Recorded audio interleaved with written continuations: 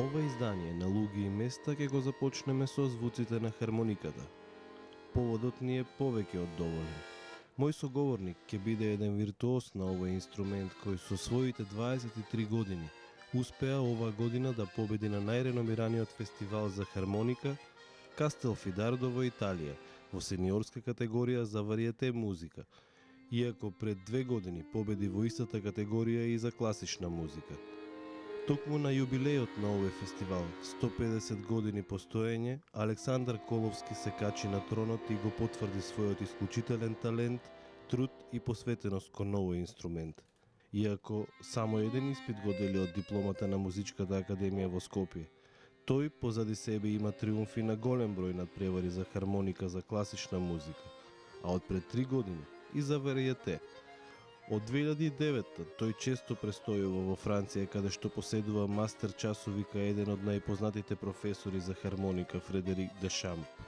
Последната победа на овој светски надпревар за хармоника беше повод за оваа емисија, но низата на победи е многу поголема.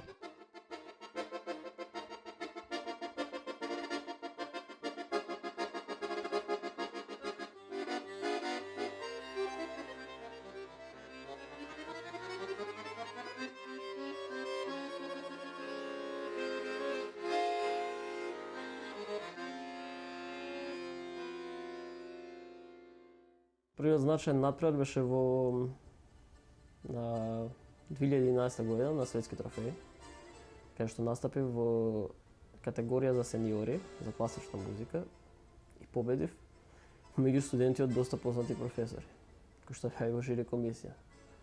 Тоа ми значи за нешто од најголемите достигнувања до сега, бидејќи да се седне таму воопшто не е лесно.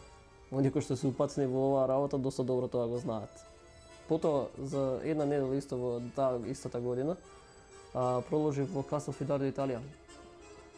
Тоа е најпознат светски надпревар за хармоника кој што се одржува само во Италија. Бидејќи овој светски трофеј што го споменав претходно се одржува секоја година во различна држава. А Кастелфидардо е само во Италија. Таму победив исто во сениорска категорија за класична музика.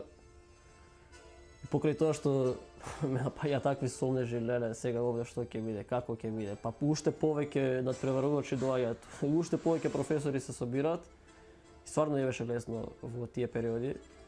Меѓутоа победив и таму и сум презадоволен за тоа. Потоа имаше една така наречена мала пауза, каде што морав да се вратам овде, нели, да ги продолжам студиите. Меѓутоа не застанав со работа, туку имав одреден број на концерти. Во 2012 година, во истата таа година со концертите, имав концерт во Њу Јорк. Дојдов тој концерт преку Министерство за култура. И искористив во истиот временски период да отидам на истиот светски трофеј, кај што победив во класична музика во 2011, да настапувам за прв пат вариете. Затоа што вариете е доста нова работа за мене, бидејќи се занимавам само 3 години. Отидов и освоив вице-шампионско место, зашто бев задоволен, иако сметам дека може да бидам и победник. Меѓутоа, тоа не е моја работа, тоа е работа на жири комисијата и јас тука не ќам да се мешам во ред. Потоа ми следуваше концерт оваа година со Македонската филхармонија, каде што го изведов концертот Опале концерт од Ришард Галијано, кој што за прв пат беше изведен во Република Македонија со оркестар. Тоа беше исто добро искуство со диригент од странство, маестро Андреас Вајзер, кој што важи за еден од најдобрите диригенти во деншницава. Оваа година исто добив спонзорство од Министерство за култура, за што сум многу благодарен. Или како и за сите надпревари претходно, тоа морам да го напоменам. Бидејќи без нивна поддршка не би можел да си дозволам да одам на овие надпревари. Отидов во Касел Фидардо, кој што се одржа по 38 пат, кој што е пак во склоп на фестивалот Касел Фидардо, кој што обележа 150 годишнина од постоењето. Сега замислите колку традиција има овој надпревар. Свирев исто за прв пат во сениорска категорија за вариете музика и победив.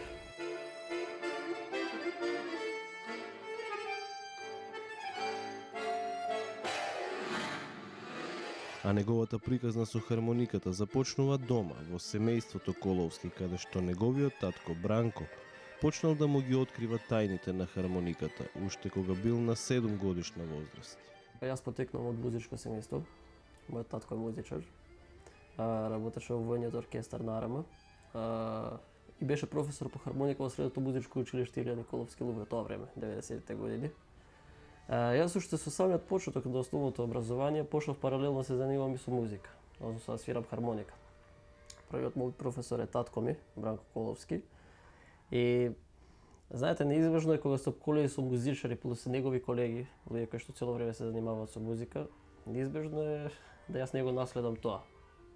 Сега, он мене ме вовнесе во таа работа, меѓутоа мојата работа понатамошна, па се до сега и сите успеси, се плод на тие почетоци. Имаше проблеми во тие времења, знаете, децата сакаат да се дружат надвор, да излегуваме, да играме различни игри, меѓутоа моја обврска беше во денот по 1 сат или 2 сати да вежам хармоника. Што за мене некогаш беше убаво, а некогаш беше неприфатливо. Како и повеќето деца на таа возраст, тој започнал да ја изучува клавирската хармоника. За подоцна да се влюби во хармониката со копчиње, популарно наречена дугметара, со која сега е неразделен. Јас прво свирав на клавирска хармоника. Тоа е она хармоника што сите знаеме. Потоа во 7 оделение почнав да свирам на дугметара, како што е оваа хармоника. Сега веќе тука доаѓа една компликација како ние ќе се знајдеме на овие дугмиња и бара стварно голема посветеност. Меѓутоа има луѓе кои што ќе речат ова е полесно или она е полесно, она е потешко. Јас тука не гледам разлика. Кој колку ќе работи, толку може да научи. Сега што се однесува до моето понатамошно развивање во однос на овој инструмент, продолжив во следното музичко училиште, Илија Николовски Луј, имав професорка. Таму само го ширев моето изведување на композиции во однос на епохите и на силовите. Значи битно е да јас што повеќе се образувам, да ги знам сите стилови, епохи и да можам да изведам дело од секој временски период. Меѓутоа, за да успеам во тоа, потребни се и технички способности. Затоа што музиката, знаете, може да ви ја наветне професорот или било кој, да ви каже да свирите вака или така. Меѓутоа, што се однесува до техниката, мораме да работиме доста многу. Овие инструменти се скапи. Се сеќава дека токму тоа била првата пречка при одбирањето на овој вид хармоника. Но од оваа временска дистанца заклучува дека вредела секоја жртва.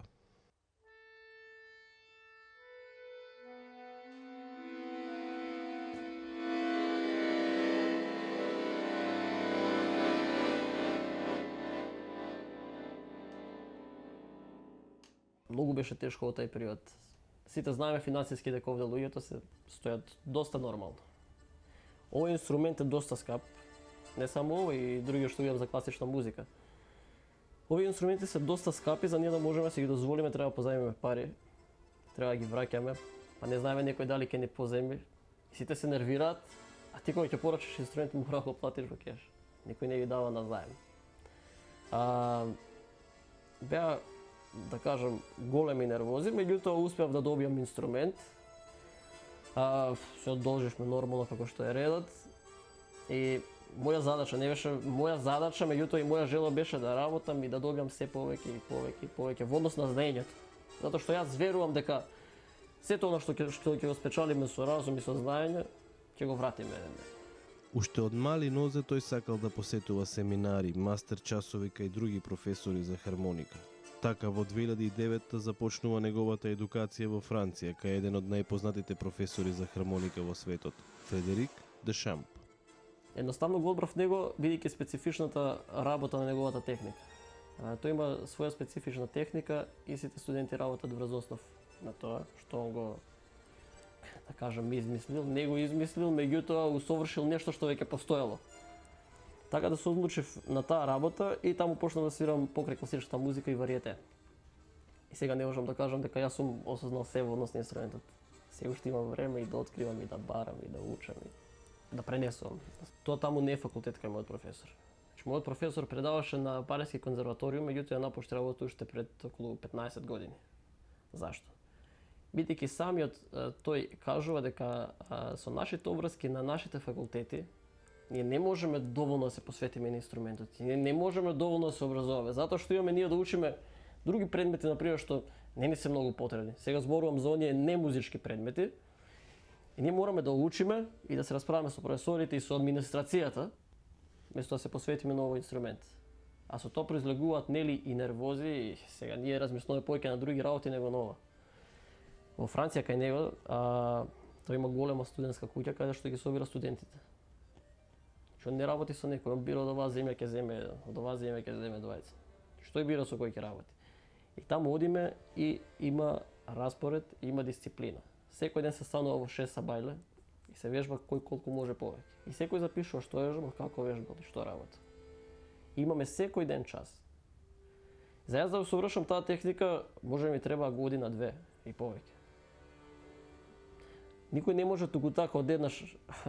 Има студенти кои што размислуваат, ќе отидам јас 2 пати, ќе ми покажат и после не може. Значи мора да се седне, да се работи и да се размислува. Затоа што мене професорот ми покажа на се што знае. Меѓутоа јас имам работено толку многу и да откриам сам да го откриам лежиштето на раката и како да дојдам до она што го сакам. Бидејќи само да поставам раката како што ќе ми каже не е возможно. Секој има свој начин на изведба и свој начин на размислување и свој начин на контролирање на инструментот.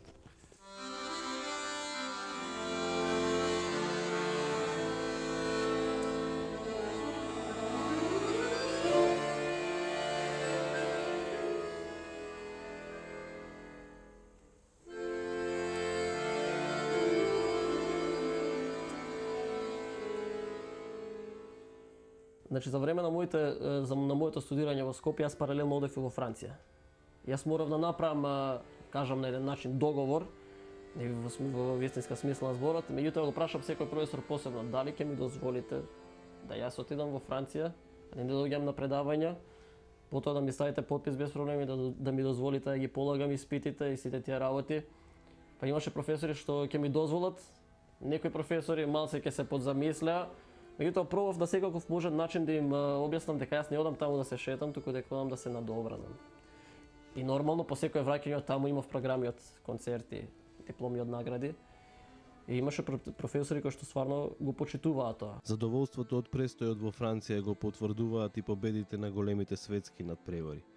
Посебно ги издвојува пристапот на професорот Дешамп и секојдневието таму со неговите колеги по хармоника од целиот свет. Секој доаѓа од различна држава, нели тоа значи дека секој има различна култура.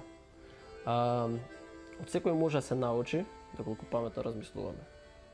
Бидејќи секој оно што го има недостатокот, што ние можеме да го видиме, можеме да го земеме како пример како не треба. Исто и спротивно. Другите студенти може да научат од нас како треба и како не треба. И има една посебна комуникација помеѓу студентите, што може да разговараме за музика, да разговараме за инструмента, разговараме за новитети, што е можело да се допринесе нешто ново во иднина за инструментите. Затоа што во доаѓа генерацијски пресврат, нели? Тоа што ние ќе треба да го наследиме и да го водиме овој свет.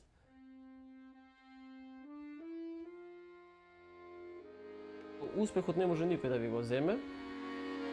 Во моментот работите одат во многу позитивна насока. Со прекрасните звуци на хармониката ја започнавме оваа луѓе и места. Така и ќе ја завршиме. Следната е за точно 7 дена кај некои други луѓе на некое друго место.